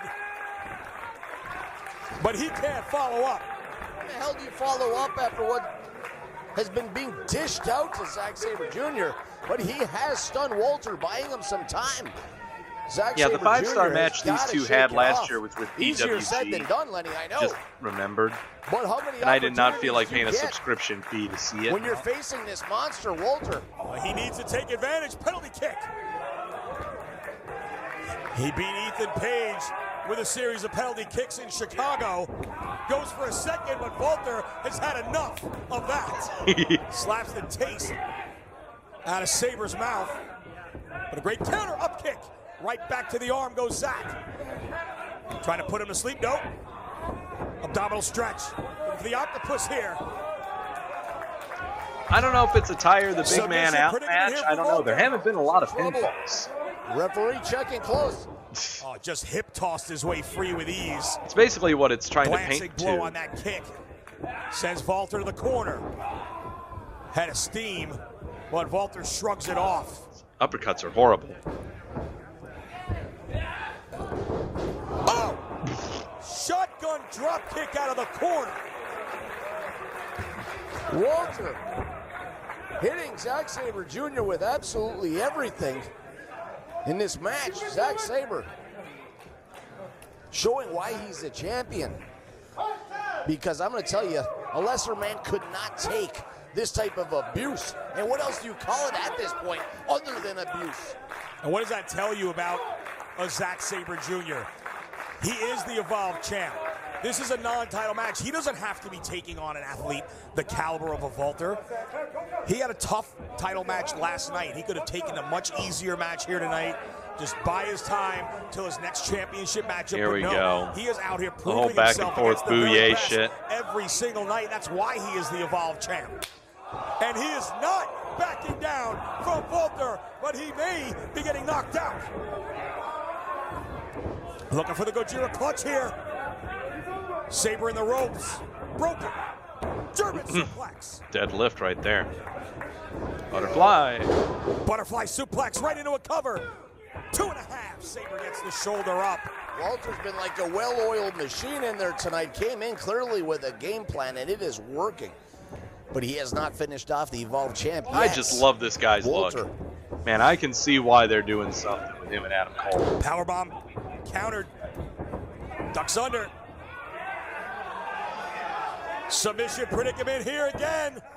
But Walter standing upright. Sabre, though, look at the torque on the wrist. Pulling back with all his weight. Brandon Tolley right there asking Walter if he wants to give it up, man. The shoulder. Oh, Walter almost getting yanked out of the socket here. Countered. Tombstone. Nope. Sabre slips out. Open hand strike. Those open hands totally legal. Walter misses, nobody home. Another penalty. Oh, now kick, you know and what? both men are down. Okay. Yes, this stuff is fake. Yeah. You can say it's fake, but you can't fake gravity. Okay. Yes, they're scripted fights. We know that. We're watching theater. And these two are pushing each other to the limit here in Brooklyn, New York. You know, video games are fake, right back too. to that arm. Catches him on the wrist that time, and oh. But what I'm noticing is, what I'm noticing is this match has a lot of a WWE match feel to it, to where, like, you know, I got you once, but I can't get you a second time. Live on WWNlive.com at home. The WWE matches they always have where they get off getting one match, they successful in doing one move, but when they try for it a second time, it fails. And so that's what you're seeing. Destroying each other in an instant classic. In an odd sense, Evolve could be a nice little separate territory for the WWE. Swing and a miss. For the European clutch. Right into the Gojira clutch. What a counter. Sabre floats over. He's got him. European clutch for the win. No. Oh, I don't think so. Man, he is physical. Here we go, powerbomb his ass. And he hits like a Mack truck. But he may be getting choked out here. Guillotine choke. Countered. Another butterfly suplex. And the Evolve champ clutching the back of his head. And I'm going to tell you what, I don't know when the end of Zack Sabre Jr.'s reign is going to come. He's been a dominant champ, but when that end does come, a lot of people may look back to the punishment he took in this matchup. Yeah, they did need a little more hold time in that. This is the type of match that, like you just mentioned, the effect that it has long term. The back, the neck, the head, both arms and legs have taken unbelievable punishment from Walter, but Zack Sabre Jr. Some more back and forth. Out to prove that he is absolutely the best in the world, and he's doing it here tonight. Again, look for that penalty kick. Walter back to his feet. Man, Zack just cannot trade with him when they're standing. Every single exchange, when they are on their feet striking, has swung the pendulum in the advantage of Walter. Because Walter can do that to Zack Sabre Jr. Zack Sabre Jr. cannot do that to Walter. But Zack seems hell-bent on proving that he can go toe-to-toe with the chops, the punches, the forearms, the elbows. And who am I to doubt? He's still in there firing away, but he's in trouble. Once again, God. open hand. Oh! Walter chopping down Zack Sabre Jr. And then standing over him. Glancing blow, and again, the Evolve champ is on rubbery legs here. Hey, Props, thanks for following. And Walter we are watching this big guy named Volta against Zack Sabre Jr. from earlier this year. Oh, I'm just digging me a big fat guy tossing around a small skinny guy. Ducks the clothesline, rolls through. Walter too close to the ropes for the cross arm breaker, but doesn't quite have it. Still has the head, shoulders down. Yeah, I need me some more of this Walter guy. This guy is fun. Doesn't quite have it though. Now he does. Walter still with one hand, peppering the chest of the Evolve champ. Oh, that's fun stuff. One arm powerbomb. Oh, that's fun stuff. And Sabre went limp there. Yeah, powerbomb his ass. Oh, that's got to be it. Press. No. He's up in one. Count. Oh, come on. Are you kidding me? At one. Come on, dude. What a champion. Sabre on fumes here. Trying to block it. Oh. Ah. Decimating powerbomb. It's over. All right. Ladies and gentlemen, here is your winner, Walter. That was fun. That was kind of fun. Just knocked off the Evolve. That was really fun. And brought this Brooklyn crowd to its feet. Okay, they're in Brooklyn. Okay. In an instant classic. I don't know about instant classic. Wait a second, Darby Allin's out. Darby. Zack. One more match. Please. Ladies, one more match.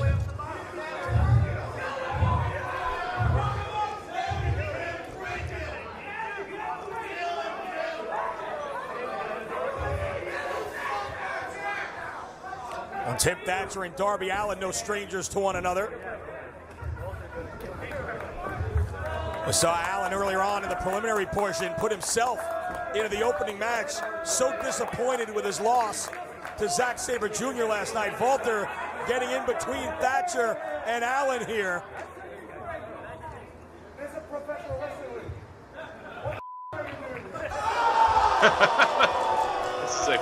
wrestling ring. What the fuck are you doing right now? Darby Allin, does he have some type of death wish? You don't look like a wrestler. What are you doing here? Oh, Allin not going to back down, but he should.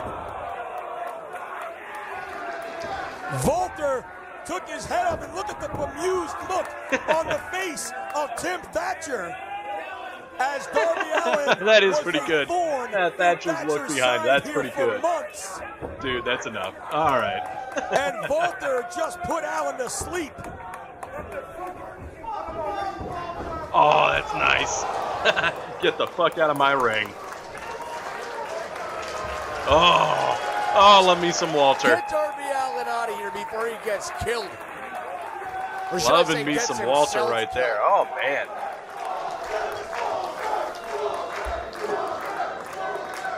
Oh, he knew where the camera was, too.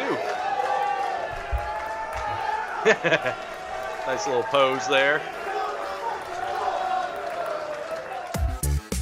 Okay. That was pretty fun. I kind of liked that. Yeah. I hope you're the same feeling as I am. I mean, that was kind of fun. I was not expecting that at all. Walter is a big 6'5", 6'6", 300-pound guy. Doesn't have a six-pack. He's got a six-keg. Make fun of his chest all you want. It's fun to watch. That was fun. That was fun. Really looking forward to his match with Adam Cole. That'll be fascinating. And who knows, it might be a tune-up to see him get a call-up. Maybe. Who knows?